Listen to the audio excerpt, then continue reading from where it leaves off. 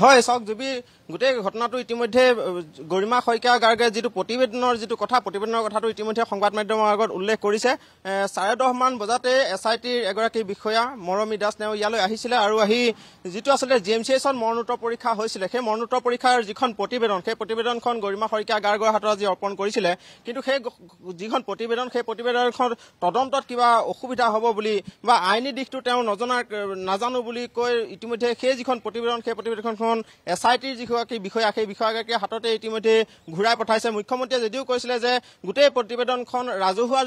যিটো কথা সেই ৰাজহুৱা কৰাৰ কথাটো জুবিন গাৰ্গৰ পৰিয়ালে সিদ্ধান্ত ল'ব পৰিয়ালৰ হাতত তেখেতলোকে অৰ্পণ কৰিব অৰ্পণ কৰাৰ পিছত গৰিমা শইকীয়া গাৰ্গে বা পৰিয়ালে যি সিদ্ধান্ত লয় সেই সিদ্ধান্তই হ'ব ৰাজহুৱা কৰিব নে নকৰে কিন্তু বৰ্তমান সময়ত আমি দেখিলো যে এছআইটিৰ পৰা যিখন প্ৰতিবেদন ইতিমধ্যে গৰিমা শইকীয়া গাৰ্গৰ হাতলৈ পঠাইছিলে সেই যিখন প্ৰতিবেদন সেই প্ৰতিবেদনখন এছআইটিৰ বিষয়াগৰাকীৰ হাততে পঠাই দিছে আৰু এতিয়া এছআইটিৰ ওপৰত নিৰ্ভৰ কৰিব যে এছআইটিয়ে সেই প্ৰতিবেদনখন ৰাজহুৱা কৰে নে নকৰে বা আদালতৰ ওপৰত নিৰ্ভৰ কৰিব আৰু চৰকাৰে কেনেধৰণৰ পদক্ষেপ লয় সেই ধৰণৰ ওপৰত কথাবিলাক নিৰ্ভৰ কৰিব আৰু দ্বিতীয়টো কথা হ'ল যে যিটো আচলতে শেখৰজ্যোতি গোস্বামীয়ে ইতিমধ্যে এছআইটিৰ জেৰাত ইতিমধ্যে যিটো কথা উল্লেখ কৰিছে যে সিদ্ধাৰ্থ শৰ্মাই জুবিন গাৰ্গক বিষ পান কৰা হত্যা কৰাৰ ষড়যন্ত্ৰ কৰিছিলে বা বিষ পান কৰাৰ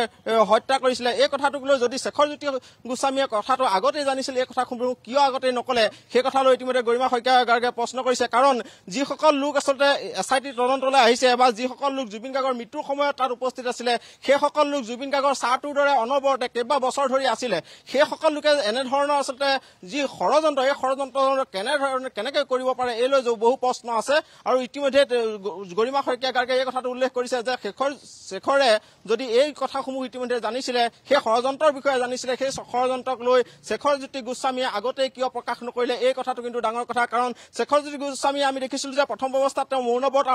লৈছিলে পিছৰ অৱস্থাত সংবাদ মাধ্যমৰ আগত তেওঁ বহু কথা কৈছিলে কিন্তু এই যিটো আচলতে ষড়যন্ত্ৰৰ কথা এই ষড়যন্ত্ৰৰ কথাটো কিন্তু শেখৰজ্যোতি গোস্বামীয়ে কোৱা নাছিলে আৰু পৰৱৰ্তী সময়ত যেতিয়া 6টা দিনকৈ তেখেতক জেৰা কৰা হ'ল আৰু জেৰা কৰাৰ পিছত 6টা দিনৰ পিছত যেতিয়া এছআইটিয়ে শেখৰজ্যোতি গোস্বামীক গ্ৰেপ্তাৰ কৰিলে আৰু গ্ৰেপ্তাৰ কৰাৰ পাছত এতিয়া এছআইটিৰ সন্মুখত তেওঁ মুখ খুলিছে যে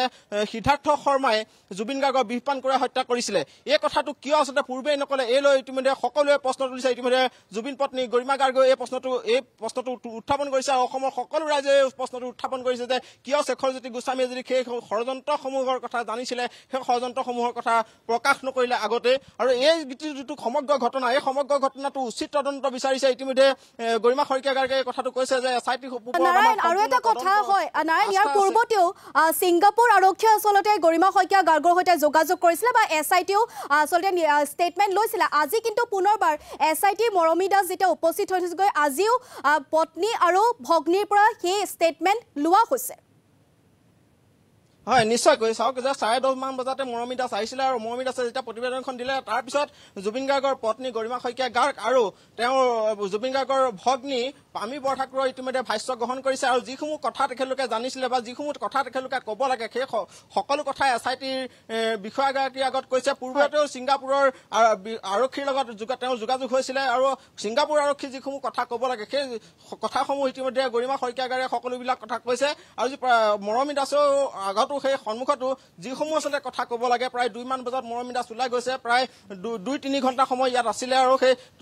যিখিনি সময় সেই সময়খিনিত ইতিমধ্যে যিখিনি কথা আচলতে এছআইটিৰ আগত ক'ব লাগে এটা তদন্তকাৰী বিষয়াৰ আগত ক'ব লাগে সেই সকলোবিলাক কথা কিন্তু গৰিমা শইকীয়া গাৰ্গে এতিয়া